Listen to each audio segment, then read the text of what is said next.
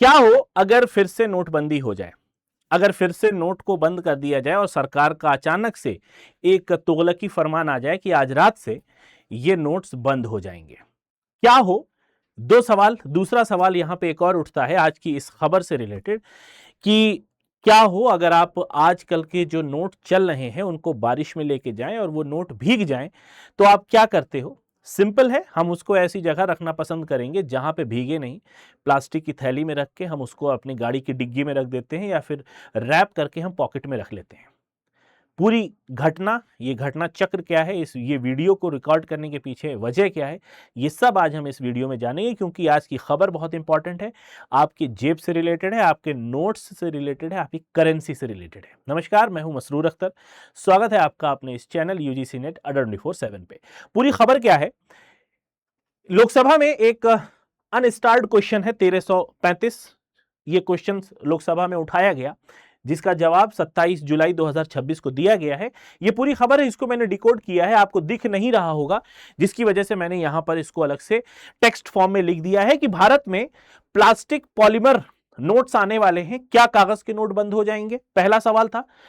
भारत सरकार के वित्त मंत्रालय के अनुसार लोकसभा के अतारांकित प्रश्न संख्या 1335 27 जुलाई 2026 में सांसद श्री रामप्रीत मंडल और श्रीमती कृष्णा देवी शिवशंकर पटेल ने सरकार से प्लास्टिक नोटों को लेकर सवाल पूछा, जिनमें 4 सवाल प्रमुख थे। पहला सवाल, क्या सरकार और आरबीआई प्लास्टिक पॉलीमर नोट लाने की योजना बना रहे हैं?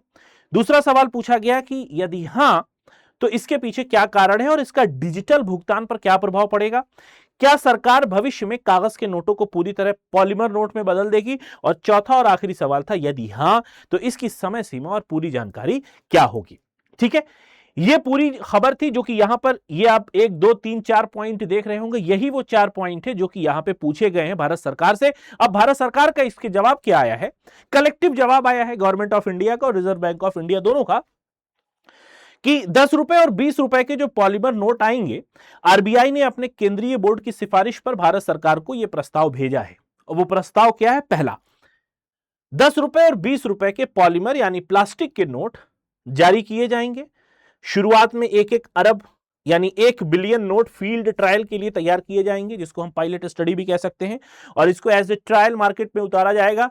अगर ये मिशन, ये ऑपरेशन सक्सेसफुल रहा तो इन मूल वर्ग के पॉलीमर नोटों का नियमित प्रचलन शुरू कर दिया जाएगा। सरकार ने इस प्रस्ताव को मंजूरी भी दे दी है। ठीक है, ये 4 जवाब कलेक्टिवली गवर्नमेंट ऑफ इंडिया और रिजर्व बैंक ऑफ इंडिया का आया है।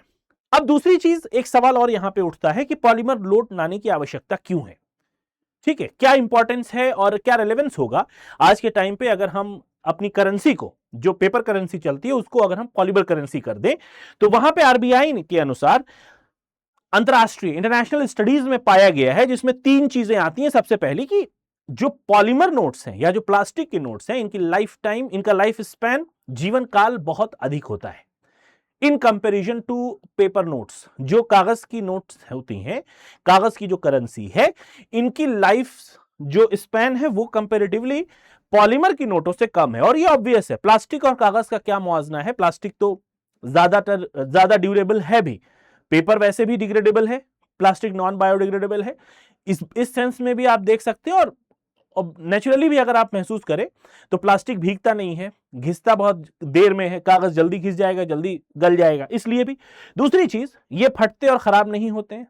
तीसरी बात, अधिक समय तक चलने के कारण बार बार नए नोट छापने की आवश्यकता नहीं पड़ेगी, जिससे हमारे रिसोर्सेज भी बच जाएंगे। और एक ना एक तरीके से हम ये कह सकते हैं कि ये जो फैसला है वो सस्टेनेबिलिटी की तरफ जाने वाला फैसला भी हो सकता है कि हम अपने रिसोर्सेज को सस्टेन कर रहे हैं, इसलिए हम कागज वाले नोटों को रिप्लेस कर रहे हैं। और शुरुआत हमने की है 10 रुपए और 20 रुपए की नोट से।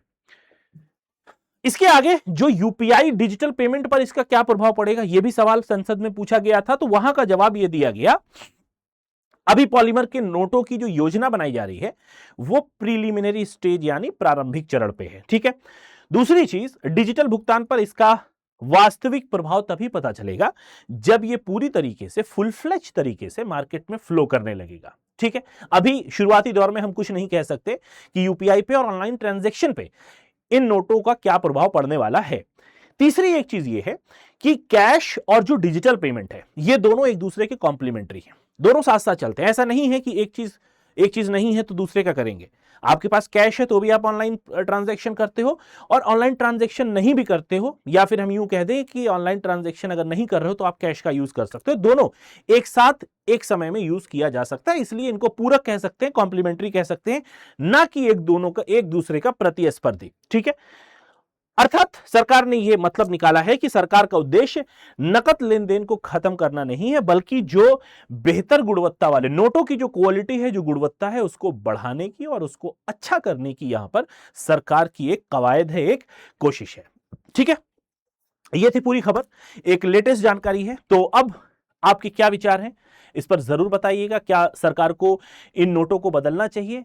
अगर आपके पास इससे बेहतर कोई सुझाव है तो हमें कमेंट सेक्शन में लिखना मत भूलिएगा। चैनल को जरूर सब्सक्राइब कर लीजिएगा। मिलेंगे नेक्स्ट वीडियो में। Till then have a nice day, take care of yourself, bye bye.